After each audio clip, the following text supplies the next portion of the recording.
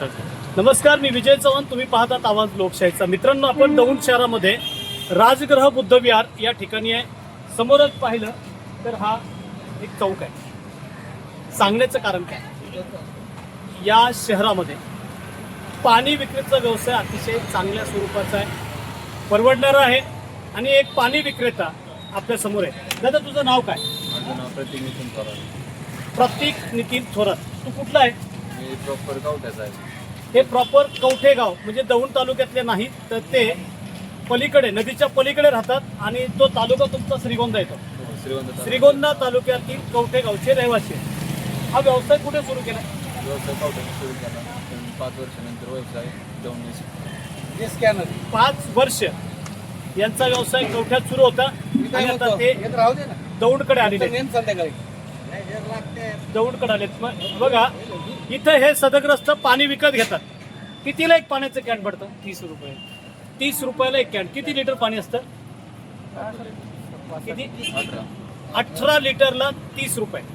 मित्रांनो, थंड पाणी दौंड शहरामध्ये 18 रुपयाला 30 लिटर थंड पाणी. दादा, आत्ता सध्या व्यवसाय तालुक्यात पुढे चालू येते. दत्तनगरमध्ये जागा भाड्याने घेतली का विकत? नाही, विकत घेतली जागा विकत घेतली. आणि मग आता तुमच्याकडे किती मोठा प्लांट आहे? प्लांट आपला 800चा आहे. पण त्या 800च्या प्लांटमध्ये एका दिवसभरात आपण 6 ते 7,000 लिटर पाणी करू शकतो. 7,000 लिटर पाणी. 7,000. मग तुमचं पाणी तुम्ही विकता किती? आम्ही आता जस्ट 5,000 ते 20 दिवसात 5,000 लिटर विकता. तर 5,000 लिटर मधून तुम्हाला बेनिफिट किती मिळतं? बेनिफिट समजा 10,000 खर्च झाला पाणी बनवायला किंवा चिलर किंवा थंड करायला, त्यातले 7,000 रुपये खर्च जातो. वरचे राहिले 3,000 रुपये. म्हणजे महिन्याला 3,000 रुपये तुम्ही महिन्याला महिन्याला 3,000 रुपये शिल्लक राहतो. तर मग तुमचा आता सरासरी महिन्याचा धंदा किती आहे पाण्याचा? महिन्याचा असं काही काही कस्टमर रेग्युलर पैसे येतात, काही कस्टमर महिन्याचे, काय काय जण तरी एकंदरीत महिन्याला किती रुपयाचं पाण्याची मिळकत होते? महिन्याला तसं जास्त येते. साधारण किती? साधारण 1,00,000 1 लाख प्लस. मित्रांनो, हे दौंड शहर आहे. पिण्याच्या पाण्यासाठी, नागरिकांची तहान भागवण्यासाठी सरकार इथल्या अनेक योजनांवर खर्च करतात. पण ते पाणी वेळेवर मिळत नाही, पाणी शुद्ध मिळत नाही की पाणी थंड मिळत नाही, असा एक भौगोलिक प्रश्न या निमित्ताने तयार होतो. म्हणून आमचे थोरात बांधव आहेत. श्रीगोंदा तालुक्यामध्ये पूर्वी पाण्याचा व्यवसाय करायचे, आता त्यांनी दौंड तालुक्यात सुरू केलं आहे.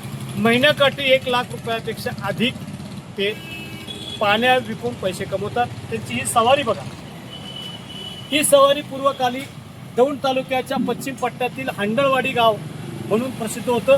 आणि त्या हंडळवाडी गावातून दुधाचे कॅन आणण्यासाठी अशा स्वरूपाची एक व्यवस्था असायची. अलीकडच्या काळात तरकारी होण्यासाठी सुद्धा असे स्टँड लावून शेतकरी वर्ग दुचाकीवरून फिरत असतो. पण ह्या तरुणानं बेकारीवर मात करत नोकरीच्या पाठीमागं न लागता त्यानं सुरू केला आहे पाणी विक्रीचा व्यवसाय. 21व्या शतकाकडे झालो आहे. लोक पुढारलेले आहेत, लोक सुधारलेले आहेत असं सांगितलं जातं आहे.